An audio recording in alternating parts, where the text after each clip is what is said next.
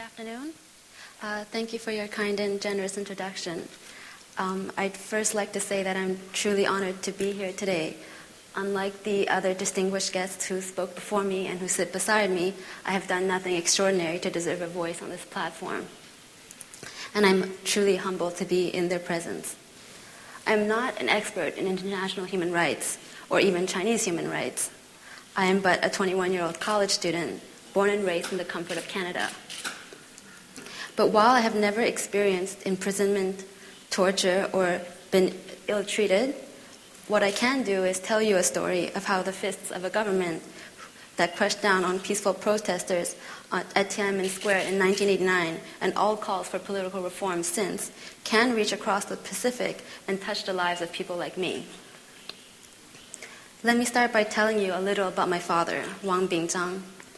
He was a Chinese medical student who came to Canada to do his PhD at McGill University, where I study now.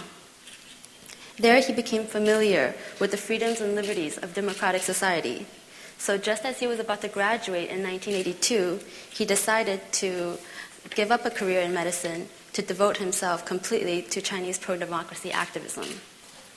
A true idealist, my father spent the next 20 years of his life founding and developing the Chinese pro-democracy movement in North America. He started several publications and was the founder of numerous Chinese-American democratic parties. In 1989, he tried to enter China to support the demonstrations at Tiananmen Square, but was refused entry. Instead, he decided to name me Tiana to commemorate the victims of the massacre. Despite the many challenges and hardships he faced, my father toiled relentlessly for his cause, stumbling many parts of the way, but never giving up his dream of a free democratic China. In the summer of 2002, when I was 13 years old, my father traveled to Vietnam with two colleagues to meet with mainland Chinese labor activists. He then disappeared for 6 months. During this time, the Chinese government repeatedly denied having any information about my father's whereabouts. It was only when his colleagues were released did we find out that he had been in custody. My father and his companions were kidnapped from Vietnam, brought to China where they were arrested by Chinese authorities. After a half-day trial where no evidence was presented and my father, who was unaware of his charges and not allowed to speak, my father was sentenced to life imprisonment in solitary confinement for terrorism and espionage. He then lost his 45-minute appeal. He has since remained confined in a single-cell prison in Shaoguan, China, languishing alone while my family members take turns to visit. Now in his 60s, my father is no longer the charismatic young man he used to be. Since his imprisonment, he has suffered many illnesses and numerous strokes.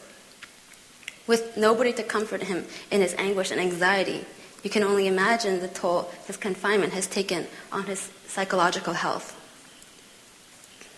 It has been 8 years since my family has been campaigning for his freedom, an endeavor that has drained us physically, emotionally, and in the hopes of winning his release, I myself have taken some time off from school to lobby full-time for his release in Washington, D.C., trying to raise the awareness of his case.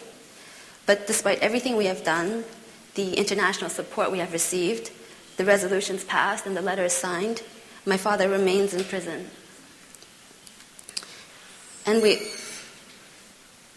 all live with the guilt of feeling like we haven't done enough while we try to cope with other aspects of life.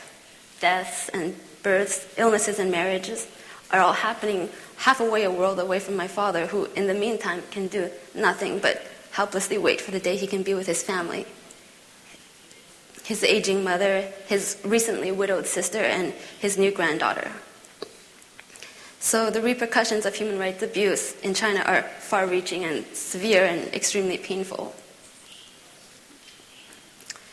To be first kidnapped, arrested, detained, beaten, kept in solitary confinement, unfairly tried, silenced for his beliefs. This is what lies ahead for people who dare to speak out against the government in China. His plight paints a heartbreaking picture of the reality of human rights abuse in China. To be ignored, demoralized, intimidated, humiliated, and even punished, this is what it is to fight for human rights in China. We know that there are countless examples of similarly tragic cases, and I know all too well the pain and helplessness their families must be feeling. So today I speak before you today, embodying the legacy of my father entrusted in me, to thank all the human rights defenders here for their relentless dedication in pressing for the protection of human rights around the world.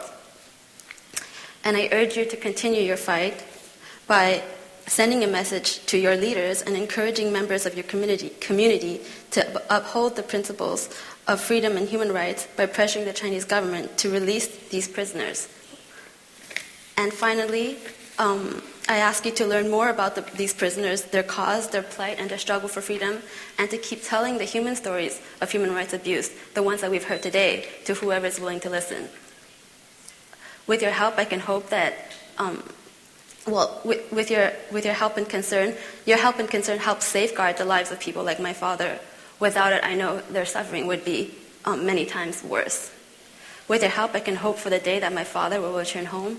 Thank you for listening and for giving me the chance to tell what it is to struggle for human rights in China.